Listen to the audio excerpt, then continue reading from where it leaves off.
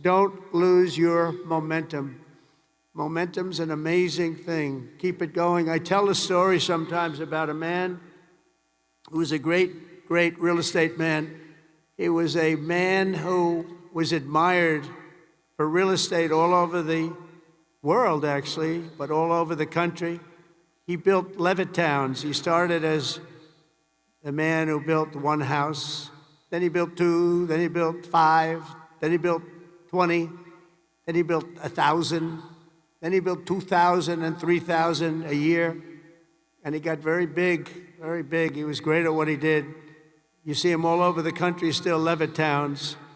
This was a long time ago, but he was the first of the really, really big home builders. And he became very rich, became a very rich man. And then he decided to sell. He was offered a lot of money by a big conglomerate, Gulf and Western, big conglomerate. They didn't do real estate.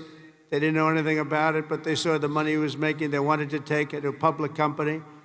And they gave him a lot of money, tremendous amount of money, more money than he ever thought he'd get. And he sold his company, and he had nothing to do. He ended up getting a divorce, found a new wife. Could you say a trophy wife? I guess we can say a trophy wife. It didn't work out too well, but that doesn't work out too well, I must tell you. A lot of trophy wives, doesn't work out. But it made him happy for a little while at least. But he found a new wife. He sold his little boat and he got a big yacht. He had one of the biggest yachts anywhere in the world. He moved for a time to Monte Carlo and he led the good life. And time went by and he got bored.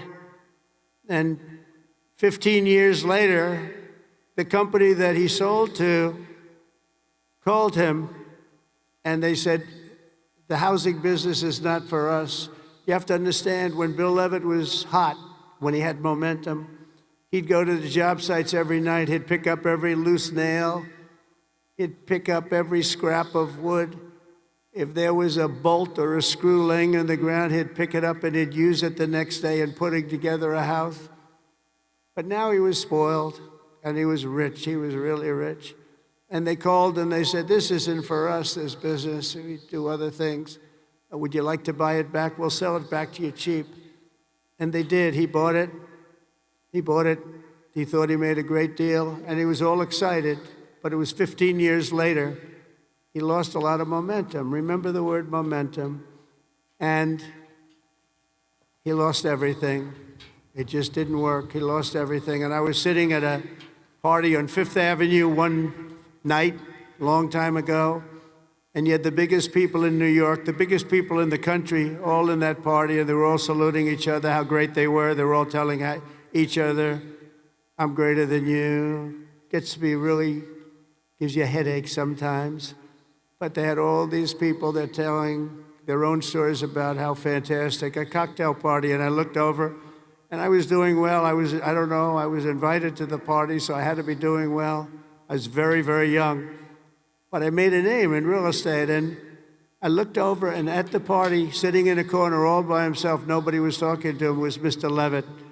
He had just gone bankrupt, lost everything. He had lost everything, his home, everything. And I went over and talked to him because he was in the real estate business, and I loved real estate. And I said, hello, Mr. Levitt, how are you? He said, hello, Donald, it's nice to meet you. He knew me from being in the business. I said, so how's it going? He goes, not well. It's really not going well, as you've probably read. It's been a very, very tough period for me, son. And I said, so what happened? I says, anything you can do? He goes, no, there's not a thing I can do. He said, I'll never forget. He said, I've lost my momentum. I just didn't have it. I used to have it, but I lost my momentum. So it's a story I tell. And you have to know when you have the momentum, but sometimes you have to also know when you've lost the momentum. And leaving a field sometimes, leaving what you're doing sometimes is okay.